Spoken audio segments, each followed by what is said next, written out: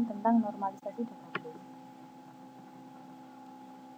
Tujuan dari metode ini yaitu yang pertama, memahami pentingnya normalisasi. Kedua, memahami aturan normalisasi pertama atau 1NF. Ketiga, memahami aturan normalisasi kedua atau 2NF. Dan yang terakhir adalah memahami aturan normalisasi ketiga atau 3NF. Pentingnya normalisasi. Suatu rancangan database disebut buruk jika data yang sama tersimpan di beberapa tempat atau file atau record. Ketidakmampuan untuk menghasilkan informasi tertentu. Terjadi kehilangan informasi, terjadi adanya redundansi atau pengulangan atau duplikasi data sehingga memboroskan ruang penyimpanan dan menyulitkan saat proses updating data. Timbul adanya null value. Kehilangan informasi bisa terjadi bila pada waktu merancang database atau melakukan proses dekomposisi yang keliru. Tujuan normalisasi adalah menyempurnakan struktur tabel dengan yang pertama, mengeliminasi adanya duplikasi informasi.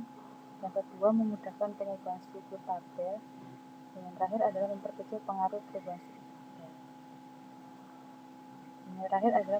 pengaruh perubahan struktur database. Bentuk normalisasi yang sering digunakan adalah first NF, second NF, dan third NF, dan BCNF. 2NF adalah lebih baik dari 1NF dan 3NF. 2NF adalah lebih baik dari 1NF dan 3NF adalah lebih baik dari 2NF. Untuk kepentingan rancangan database bisnis, 3NF adalah bentuk terbaik dalam proses normalisasi. Normalisasi dengan level paling tinggi tidak selalu dihasilkan. Jadi, normalisasi dilakukan sepanjang dirasa sudah cukup normal atau dengan mengikuti prasyarat normalisasi. Functional dependency atau FD. Untuk melakukan normalisasi, harus bisa menentukan terlebih dahulu functional dependency atau ketergantungan fungsional, khususnya dalam melakukan dekomposisi rancangan database. Functional dependency dapat disimbolkan dengan A maka B, artinya B memiliki ketergantungan dengan A. Berarti A secara fungsional menentukan B atau B secara fungsional tergantung pada A. Dengan kondisi jika dan hanya jika untuk setiap row data pada tabel B, maka jika ada dua row di tabel B dengan nilai pada A yang sama, maka nilai pada B pasti juga sama. Jadi, diberikan dua row, yaitu row R1 dan row R2 dalam tabel T, di mana A maka B. Sehingga jika R1A sama dengan R2A, maka R1B sama dengan R2B. Ini merupakan contoh dari functional dependency. Sini kita lihat, di sini ada tabel mata kuliah. Di tabel ini terdapat mata kuliah, NRP, nama, dan nilai. Dari tabel ini didapatkan functional dependency-nya yaitu NRP itu bergantung dengan nama. NRP memiliki keterkaitan dengan nama. Dan yang kedua yaitu mata kuliah NRP ada keterkaitan dengan nilai. Untuk non-functional dependency, mata kuliah tidak bergantung pada NRP dan NRP tidak bergantung pada nilai. Dan ini merupakan gambar dari skema functional dependency. Normalisasi 1NF. First normal form.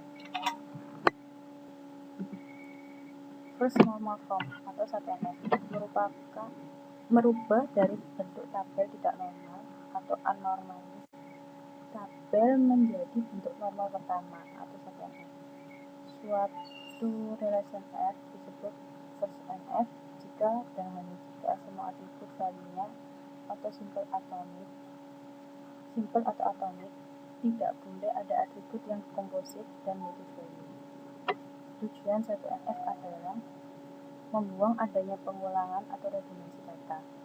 menghindari adanya pencatatan null value, dan menjaga setiap entry data dari relasi. Beberapa tabel dapat mengandung partial definisi. Ini merupakan contoh dari normalisasi PS. Apakah bentuk relasi tabel departemen sudah memenuhi norma 1 atau 1NF? Jika belum, kita diminta untuk menormalisasi. Yang kedua, apakah bentuk relasi tabel M-Project sudah memenuhi norma 1? Jika belum, kita normalisasi.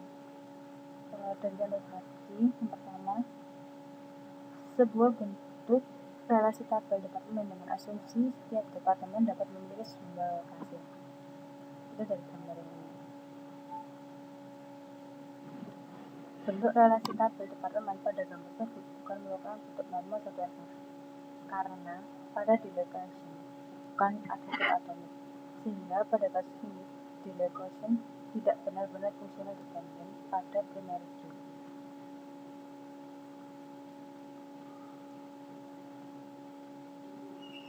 Atribut atau kolom delegation dapat mengandung nilai lebih dari 1 sehingga termasuk multi-value seperti ilustrasi pada gambar A, yaitu pada gambar departemen.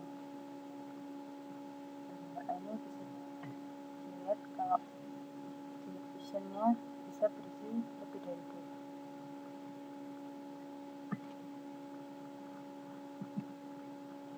Terdapat 3 cara untuk mendapatkan bentuk satu normal NF dari skema relasi departemen tadi. Yang pertama, hapus atribut delegation, lalu pisahkan sehingga terbentuk tabel baru departemen location. Atributnya terdiri atas primary key dari tabel departemen dan atribut itu sendiri atau delegation. Kedua atribut tersebut, denote dan delegation, digabung membentuk primary key.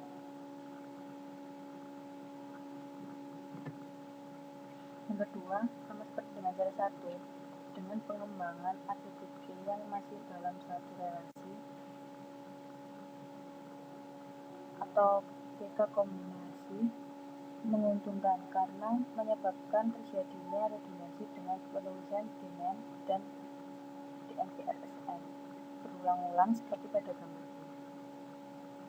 Dengan yang ketiga, dengan mencari nilai max atribut delegation, misal terdapat 3 lokasi dalam satu departemen, sehingga strukturnya dirubah menjadi delegation atau delegation 2, sehingga strukturnya dirubah menjadi delegation 1, delegation 2, dan delegation 3. Maka dapat menyebabkan terjadinya adalah null value pada salah satu atribut atau kolom delegation n. Dari ketiga teknik di atas, yang lebih memenuhi adalah teknik yang pertama. Ini untuk adalah jawaban dari contoh yang kedua, soal yang kedua.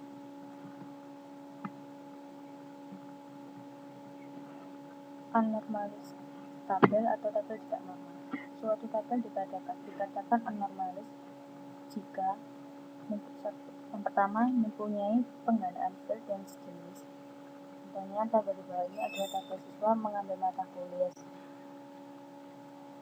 Tabel siswa di atas mempunyai 3 file yang sejenis, yaitu MK1, MK2, dan MK3, sehingga tabel di atas adalah termasuk anormalis. Jika kita isikan nilai datanya, maka akan terjadi kemungkinan null value atau data mata kuliah yang diambil bisa lebih dari 1 atau multi-value. Yang kedua, elemen datanya memungkinkan untuk multi-value atau tidak berisi. Contohnya, tabel yang mencatat notasi yang dimiliki siswa. Tampak di dalam tabel di atas bahwa elemen data dari notasi si Amin dan si Bayu adalah null atau tidak berisi nilai, sehingga tabel di atas adalah termasuk anormalis. Normalis 1NF. Suatu tabel dikatakan berada pada bentuk normal 1 jika ia tidak berada pada bentuk anormalis tabel. Anormalis tabel siswa disebabkan karena adanya multi-value column. disebabkan karena adanya multi value column, yaitu pada kolom mata kuliah MF, sehingga dilakukan proses normalisasi 1. Contohnya, kalau pada tabel contoh A, di atas kita normalisasikan 1 dengan melakukan dekompos menjadi 2 tabel. Hasilnya akan menjadi seperti ini.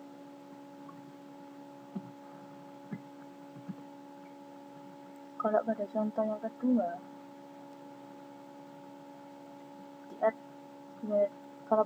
kedua, hasilnya yang didapat akan seperti ini.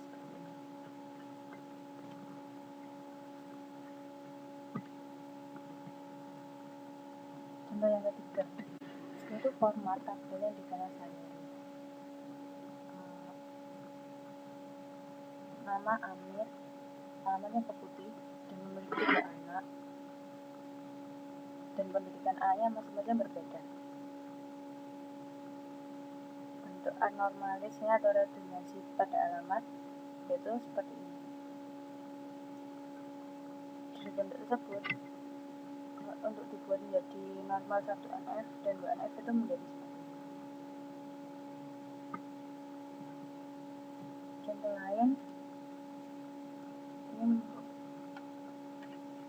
lain dari 1NF. Contoh lain dari 1NF adalah sekian.